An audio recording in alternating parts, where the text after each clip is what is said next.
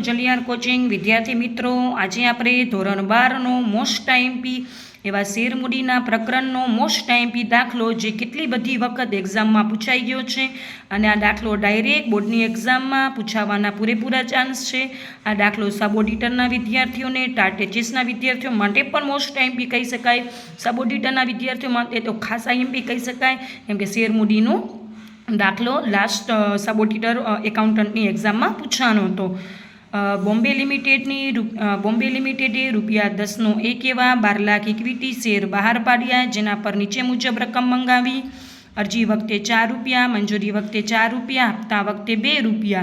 કંપનીને જાહેર જનતા પાસેથી 15,50,000ની અરજી મળી, વધારાની અરજી નામંજૂર કરી. દેસાઈ કે જેના 2000 શેર મંજૂર કરવામાં આવ્યા હતા, તેણે છેલ્લા હપ્તાની રકમ ચૂકવી ન હતી.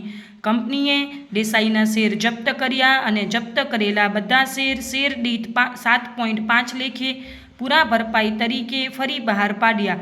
ઉપરોક્ત વ્યવહારની કંપનીના ચોપડે જરૂરી આમનોંધ પસાર કરો.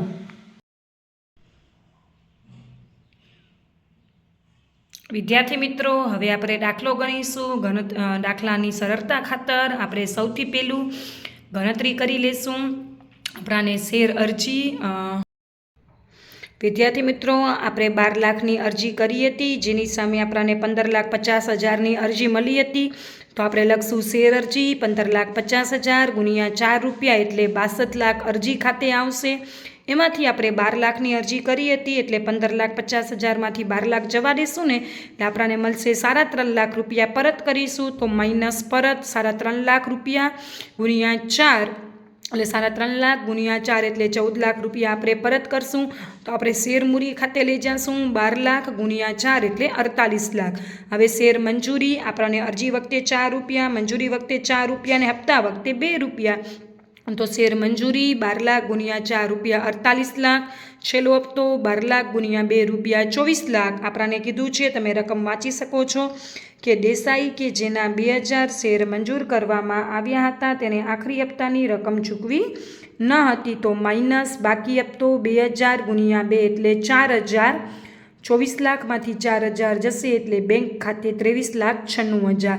વિદ્યાર્થી મિત્રો, હવે આપણે શેર જપ્તી કરીશું. આપણાને એમ કીધું છે આખરી હપ્તો બાદ શેર જપ્ત કર્યા. તો આપણે મંગાવેલ રકમ આખરી હપ્તા બાદ જપ્ત કરીએ ને તો મંગાવેલ રકમ પૂરેપૂરી ₹10. ભરેલ રકમ આખરી હપ્તાના ભર્યા ના હતા એટલે ન ભરેલ રકમ ₹2.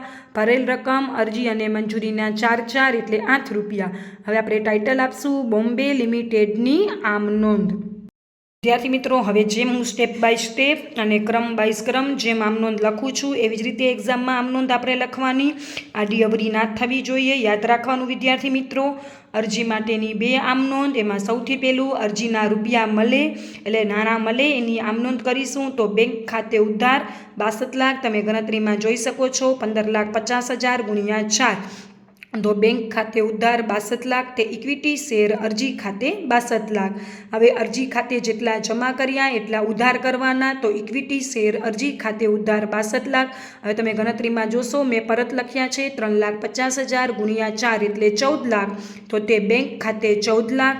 આપણે મેં ગણતરીમાં લખ્યું છે શેર મૂડી ખાતે, તો તે ઇક્વિટી શેર મૂડી ખાતે 12 લાખ ગુણ્યા ₹4 એટલે 48 લાખ. વિદ્યાર્થી મિત્રો, અરજીની આમનોંધ આ રીતે ક્રમ વાઇઝ જ કરવાની.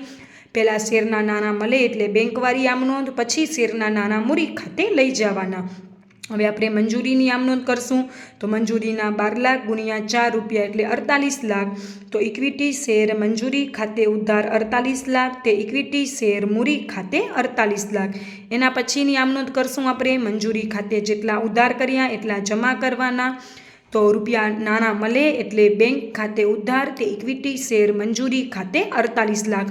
વિદ્યાર્થી મિત્રો, સૌથી પહેલાં મંજૂરીના નાણાં મંગાવવાના અને પછી મંજૂરીના નાણાં મળે. એટલે આવી રીતે ક્રમ વાઇઝ જ આમનોંધ લખવાની. અરજીમાં પહેલી બેંકવાળી આમનોંધ આવશે અને મંજૂરીથી બધામાં છેલ્લે બેંકવાળી આમનોંધ આવશે. ખાસ નોટ ડાઉન કરી લેજો. પછી આપણે છેલ્લો હપ્તો મંગાવશું.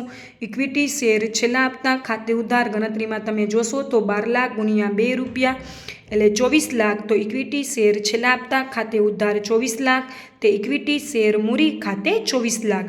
હવે તમે જોશો ને તો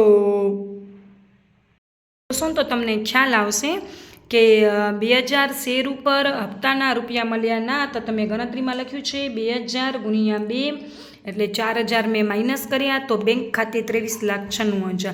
તો આપણે જે બેંક ખાતે 23,96,000 લખ્યા છે ને એ લખી નાખવાના. બેંક ખાતે ઉધાર 23,96,000 મળવાના. બાકી હપ્તા ખાતે ઉધાર 4,000, તે ઇક્વિટી શેર છેલ્લા હપ્તા ખાતે જેટલા ઉધાર કર્યા એટલા જમા કરવાના 24 લાખ રૂપિયા. વિદ્યાર્થી મિત્રો ખાસ આમનો નોટ ડાઉન કરી નાખજો.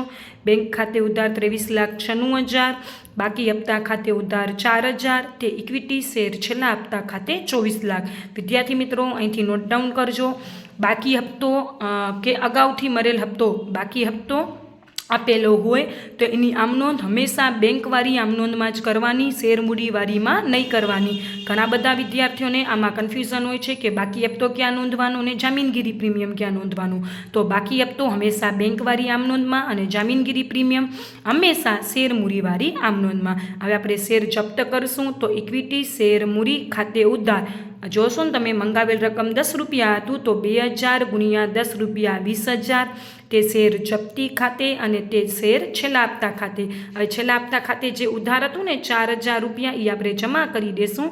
એટલે છેલ્લા હપ્તા ખાતે 4,000, શેર જપ્તી ખાતે 2 રૂપિયા જમા થઈ ગયા. તો હવે 8 રૂપિયા રે આના જોશો ને તો ભરેલ રકમ હતી 8 રૂપિયા, તો શેર જપ્તી ખાતે 2000 ગુણ્યા 8 રૂપિયા એટલે 16,000. હવે આપણે શેર 7.5 લેખે ફરીથી બહાર પાડવાના છે. તો બહાર પાડવાની આમ નોંધ બેંક ખાતે ઉધાર 2000 ગુણ્યા 7.5 એટલે 15,000 રૂપિયા. શેર જપ્તી ખાતે ઉધાર 10માંથી 7.5 જાય એટલે 2.5, તો 2000 ગુણ્યા 2.5 એટલે 5,000 રૂપિયા. તે ઇક્વિટી શેર મૂડી ખાતે જેટલા ઉધાર કર્યા એટલા જમા કરવાના 20,000 રૂપિયા. હવે શેર જપ્તી ખાતાની બાકી આપણે મૂડી અનામત ખાતે લઈ જઈશું. તો શેર જપ્તી ખાતે જમા 16,000 હતા, એમાંથી 5,000 જાય એટલે 11,000ની જમા બાકી રહેશે ખાતું બંધ કરવા માટે. શેર જપ્તી ખાતે ઉધાર કરવાનું, તો શેર જપ્તી ખાતે ઉધાર 11,000, તે મૂડી અનામત ખાતે 11,000. વિદ્યાર્થી મિત્રો દાખલો ગમ્યો હોય તો ચેનલને જરૂરથી લાઇક કરી દેજો, સબસ્ક્રાઈબ કરી દેજો, શેર કરી દેજો. અને તમને કાંઈ પણ નવું શીખવું હોય, કાંઈ કન્ફ્યુઝન હોય, દાખલાને લગતું પણ કાંઈ કન્ફ્યુઝન હોય તો જરૂરથી મને કમેન્ટ બોક્સમાં જણાવજો. Thank you for watching.